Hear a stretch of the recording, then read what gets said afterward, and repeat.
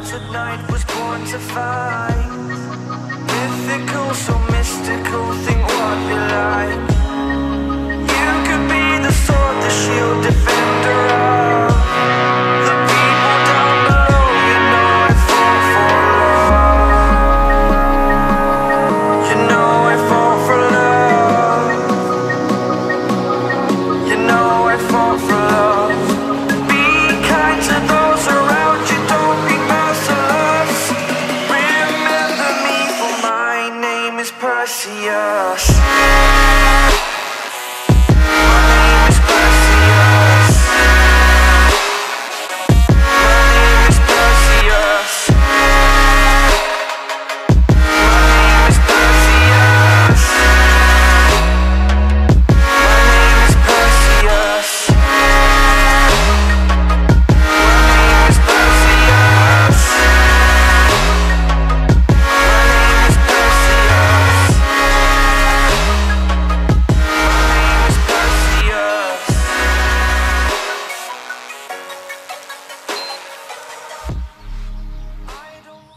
Ich befinde mich jetzt mit dem Husqvarna mal bei mir im Nachbarwald.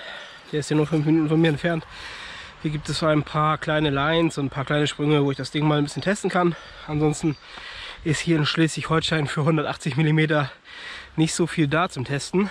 Wenn wir jetzt hier mal den kleinen Uphill fahren, der ist nicht besonders anstrengend. Da reicht der Trail-Modus vollkommen aus, da braucht man keinen Boost oder so. Jetzt kann ich mal vergleichen. Die 85 Newtonmeter, die hier drin sind,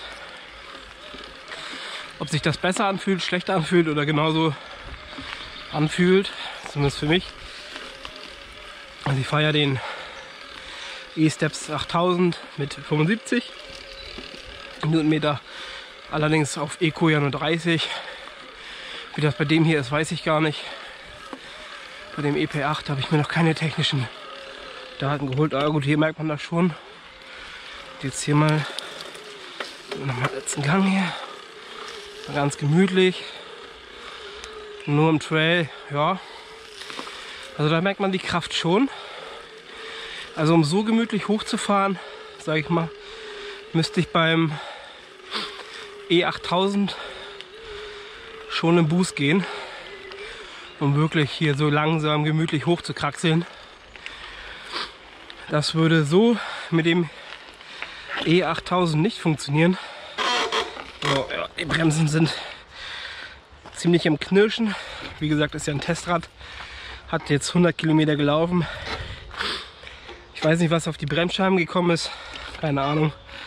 Da irgendwas zu sehen ist, da nichts. Sind ja, ja, wie ich schon sagte, MT 501 Bremsen. Also keine XT, sind nur diese XT-Scheiben drauf. Witzigerweise. Zumindest haben sie diese Optik. Oh, hier ist noch so ein Loch. Ja, ansonsten ist das Bike eigentlich relativ schick auch, muss ich sagen. Es ist so im Sonnenlicht. Das Blau hat so einen kleinen Glitzereffekt mit drin. Umgefallen scheint es auch schon mal leider sein. Hier ein paar Kratzer drin. Naja, gut, ist ein Mountainbike, brauchen wir uns nicht drüber streiten, dass das auch mal hinfällt. Ja, werde ich mal hier die eine Line gleich fahren. Ja, bin jetzt hier entspannt im Trail unterwegs, weil wir haben ja ein bisschen Reichweite. Wir haben ja noch 62 Kilometer Reichweite auf Trail. Beim Akku fehlt aber schon ein Balken, das heißt, ja, lass ihn auf Trail irgendwas bei 112, 113 kommen oder so. Vielleicht, weiß ich nicht so ganz. Da fehlen mir denn die Daten. Gut, ja, fahren wir einfach mal hier runter, um mal zu gucken, wie das Bike so sich anfühlt und auch das Klappern vom EP8 zu hören ist. Okay, krass. Der Rebound ist zu heftig eingestellt.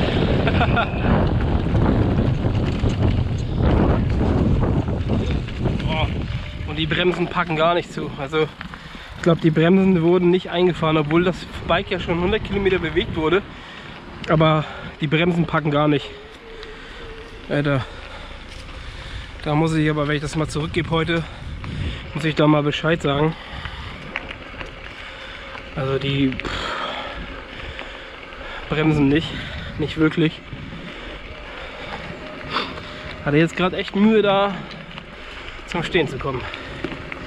Das darf nicht sein. Also ich kann das irgendwie noch einschätzen, abbremsen, wenn ich das weiß. Kann ich sagen, ja gut, okay. Kann mich darauf einstellen, aber es ist ein Testbike. Da kann jeder Hans und Franz mitfahren. Und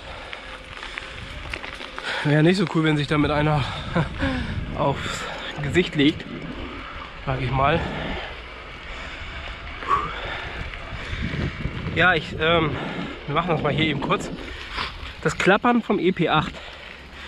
Einige haben das ja kritisiert, stark kritisiert. Ich bin auch nicht so überzeugt davon. Ich weiß nicht, man hört es, wenn man... Ich versuche mal leise zu sein.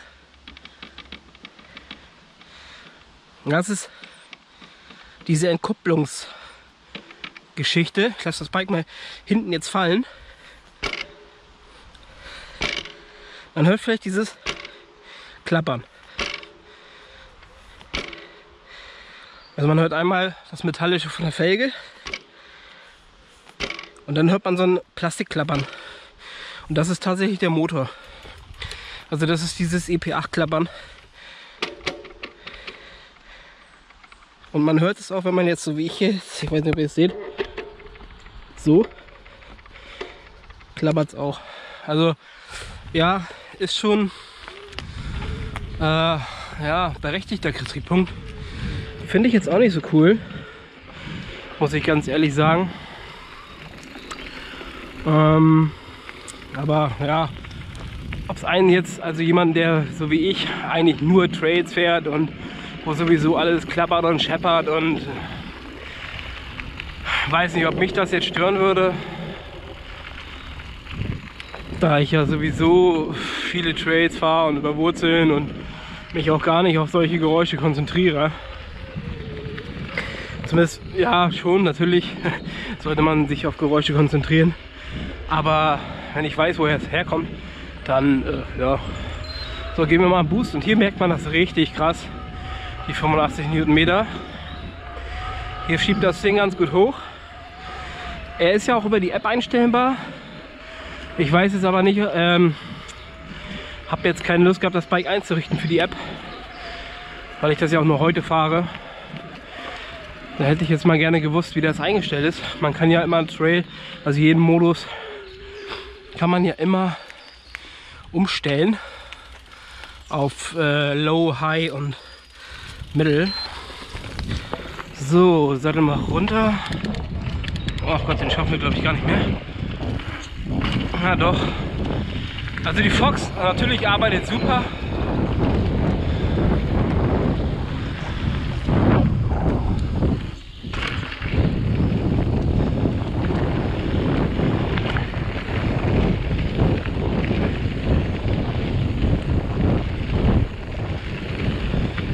Kurvenverhalten ist auch okay. Ja, Bremsen, wie gesagt, naja. Also ich glaube, die wurden gar nicht eingefahren oder falsch eingefahren. Dass die Belege wahrscheinlich jetzt schon gar nicht mehr zu gebrauchen sind. Also weiß ich nicht. So wie das Bike bremst und auch wenn ich jetzt schiebe und dann bremse, knirscht das auch. Also nicht so perfekt. Da hat jemand irgendwie beim ersten Testlauf nicht so richtig gut gebremst. Ja, okay, das wird nichts. Also es würde wahrscheinlich hochkommen, aber ja, bei, ich weiß nicht, was wir hier für eine Neigung haben, also 40 Grad vielleicht. Es steigt ziemlich schnell, also es steigt bei dieser Steigung auf jeden Fall hoch. Ja, trotz nach vorne Lehns steigt es relativ schnell. Gut, die Steigung ist auch abartig brutal. Ich glaube, so im Normalfall würde man da auch nicht hochfahren. Davon mal ab. Aber gut, ich meine, wir haben 180 mm. Das ist schon echt hoch. Das ist schon echt viel.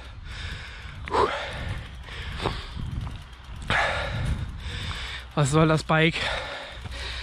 sonst auch machen. Es ist nun mal, würde ich mal so sagen, ein reines Bergabfahrmonster. Lediglich einen Motor und den Uphill, um den Uphill schöner zu machen. Ja, so wie es hier steht, 6.500 Euro. Ist eine Menge Holz, sind aber auch eine Menge guter Parts dran, muss ich sagen. Also der Hersteller macht nicht alles verkehrt. Gut, ich hätte mir vielleicht eine andere Bremse noch gewünscht. Vielleicht doch nochmal eine XT-Bremse. Für 6.500 Euro kann man das, glaube ich, verlangen. Anstatt die MT510, die da jetzt drin ist. Er hat ja auch immerhin eine Shimano XT-Ausstattung. Da hätte man da auch, finde ich, locker die XT-Bremse reinhauen können. Ja, der Fox-Dämpfer hier, der X2 in der Performance Edition ist halt, der war gar nicht auf, siehst du. Rebound kann ich jetzt nicht einstellen, das funktioniert nämlich wieder mittels Imbusschrauben. Habe jetzt aber ja leider kein Tool damit. Da ich das Bike auch nur heute habe und leider nicht so viel Zeit habe, habe ich da jetzt auch nicht mehr so viel dran rumgemacht. Lediglich ein bisschen geguckt, ob es einigermaßen passt. So, wir machen mal ein Bild für Thumbnail. So, ansonsten finde ich das Bike relativ geil, muss ich sagen. Bin jetzt, also es ist Größe L und ich bin eigentlich jemand, der eher M fährt. Also ich bin das Highbike vom Janosch gefahren, das war ein M. Mein Scott aktuell ist auch ein M. Und ja, das hier ein L ist Rahmengröße 46, also ist nicht so weit von M entfernt. M ist ja meistens so 44 Zentimeter, also 2 Zentimeter mehr. Klar können die viel ausmachen. Aber ja, passt soweit. Das werden wir gleich nochmal testen. Wir werden gleich nochmal eine etwas längere Line fahren, wo wir auch ein bisschen Kurven. Oder wir können auch mal diese Spitzkehre fahren. Das ginge auch. Da könnte ich das vielleicht noch ein bisschen besser testen. Das machen wir jetzt auch mal. Sattel können wir schon mal nach unten machen. Jetzt ist es ungewohnt, dass das wieder links ist hier. Beim Scott ist das ja alles rechts mit dem Dropper. Ja, ansonsten Cockpit und so ist alles Husqvarna. Ich weiß gar nicht, ob es ein 31er oder ein 35er. Sieht aber eher nach 35 aus. Also man sitzt relativ gut auf L, finde ich. Bin jetzt 1,77 Meter. Man hat den 40er Vorbau. Ja, 1,77 Meter. Also man sitzt hier relativ gut. Man steht zentral im Bike bei L. Also ja, M würde ich vielleicht schon gar nicht mehr empfehlen für meine Größe, da das Bike doch recht kurz gebaut ist.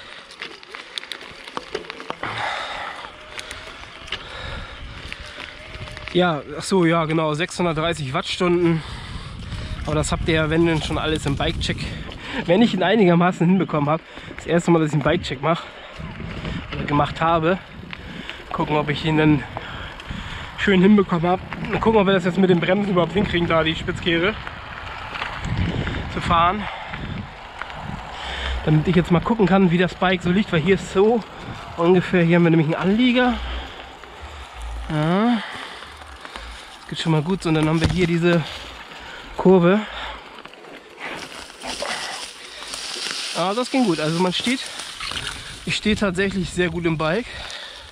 Ach, jetzt suche ich die ganze Zeit den Dropper auf der rechten Seite, weil das bei meinem Scott so ist. Also man steht echt gut im Bike, tatsächlich.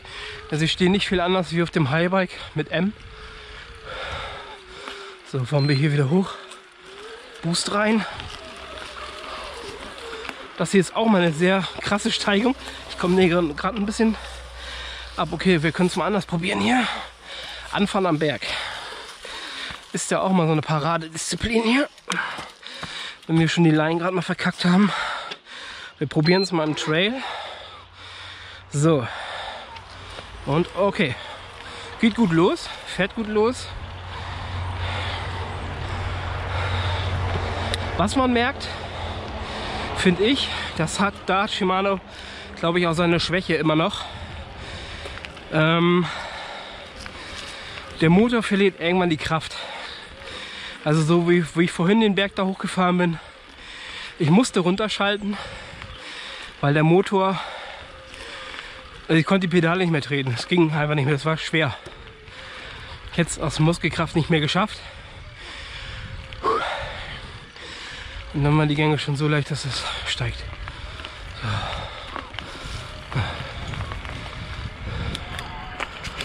Kommen wir hier geradeaus. So, bleibt uns jetzt noch die längere Line. Ansonsten die Fox 38. Sehr geile Gabel. Der Dämpfer sicherlich auch, wenn er dann mal richtig eingestellt wäre. Ist er aktuell nicht.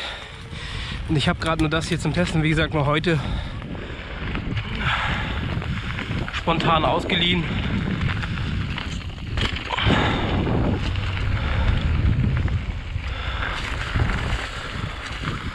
Ja.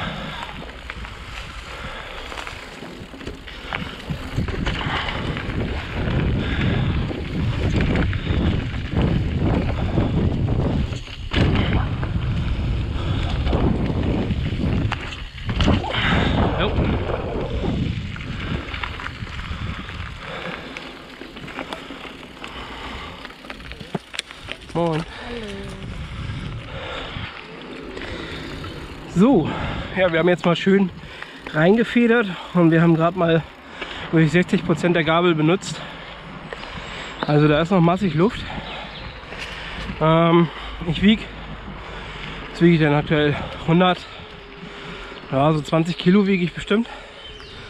Systemgewicht, ja, 130 Kilo bei dem Bike.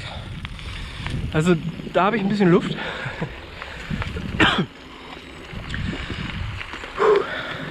Ja, was soll ich sagen? Also wenn man sich jetzt noch mal ein bisschen mehr natürlich mit dem Fahrwerk und sowas beschäftigt, kann man da sicherlich noch ein bisschen mehr Fahrspaß rausholen. Ich habe es jetzt ja nur grob eingestellt. Ja, Fazit. Machen wir gleich anders. Müssen wir uns mal ein ruhiges Eckchen suchen.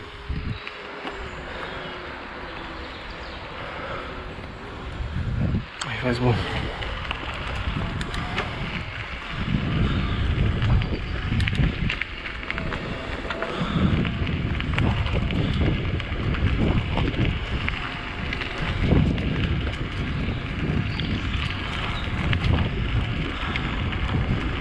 Ah, moin. Oder so. Eingebildeter Spacken. Kommen wir zum Endfazit. Was würde ich ändern? Also ich würde auf jeden Fall die Sattelkrümmung ändern. Die ist gerade echt pervers eingestellt. Natürlich alles einstellbar. Lenker würde ich ändern. Ist mir persönlich ein bisschen zu flach. Ich glaube, es sind, keine Ahnung, 15 mm, 20 mm Rise vielleicht. Bin ja eher der Mann, der 35 bis 40 geht. Ich dachte, jetzt kommt die Stadt gerade. Pedale natürlich, da sind jetzt natürlich irgendwelche Billigpedale drauf. Ansonsten macht das Bike einen guten Eindruck. Liegt gut in den Kurven. Ist natürlich 27,5 Zoll. Und jetzt fährt ein Träger vorbei auf der Straße. Deswegen wird es gerade ein bisschen lauter. Ja, die Fox 38, fangen wir mal da an. Arbeitet echt super. Also ihr seht, was ich an Federweg jetzt benutzt habe bei den Sprüngen. Hinten klar ein bisschen mehr. Der Dämpfer ist natürlich nicht auf mein Gewicht eingestellt gewesen. Das war jetzt nur zum Testen. Ja, die XT schaltet natürlich super, ist eigentlich ja, gang und gäbe. Bei Shimano hatte ich da noch nie Probleme. Ja, das EP8-Klappern fällt tatsächlich weniger auf, wie es ist. Also ich habe mir viele Videos angeguckt dazu, tatsächlich. Und ich finde, in den Videos hört man das deutlich mehr raus. Wenn man jetzt selber fährt, hört man es eigentlich gar nicht. Also ich habe jetzt mal extrem drauf geachtet auch, selbst bei so Sachen wie Wurzelüberfahrten oder so, habe ich darauf geachtet und man selber, also ich merke es nicht irgendwie. Also, weiß ich nicht. nicht so doll wie in den Videos immer zu sehen. Es kann natürlich sein, dass es in meinem Video auch besser zu hören ist, wie für mein Ohr oder so, weil die Kamera da vielleicht mehr drauf reagiert wie das eigene Ohr. Ja, ist der Preis gerechtfertigt? Ja, also 6.500 Euro, sage ich mal, für ein Bike mit 38er Fox in der Performance Edition plus dem X2 Float in der Performance Edition, neuer EP8 Motor, DT Swiss 1900 Hybridlaufräder, 24 Kilo wiegt der ganze Zoss, natürlich kein Carbon, könnte man für den Preis vielleicht verlangen, aber ja, ich weiß, andere Hersteller machen es besser. Gibt immer wieder Hersteller, die machen es besser oder schlechter. Ist immer so, glaube ich. Was kann man an dem Bike noch verbessern? Ja, vielleicht vorne nochmal eine 220er Scheibe. Ja, die Bremse, schade, dass die Bremse nicht so richtig gepackt hat. Also so müsste ich auf jeden Fall die Bremse einmal wechseln, zumindest die Bremsbeläge. Und hoffen, dass die Scheiben das überlebt haben. Ach, ja. Ich glaube, ich würde noch die Maxxis runterschmeißen. Ich bin nicht so der Maxxis-Fan, weiß ich nicht. Aber ja, ansonsten ist es ein cooles Bike. Farbe ist auch echt schick. Also man sieht vielleicht hier jetzt nochmal so im Licht. Da ist so ein leichter Glitzerkram mit drin in dem Blau. Es sieht echt cool aus. Das Unterrohr sieht echt schick aus. Schön dick, schön fett. Das Cockpit, ja, wird clean.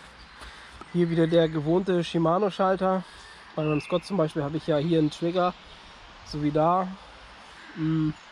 Dadurch wirkt das Cockpit beim Scott immer sehr überladen. Ja, der berühmte kleinste Display der E-Bike-Reihe. Ja, bin begeistert eigentlich.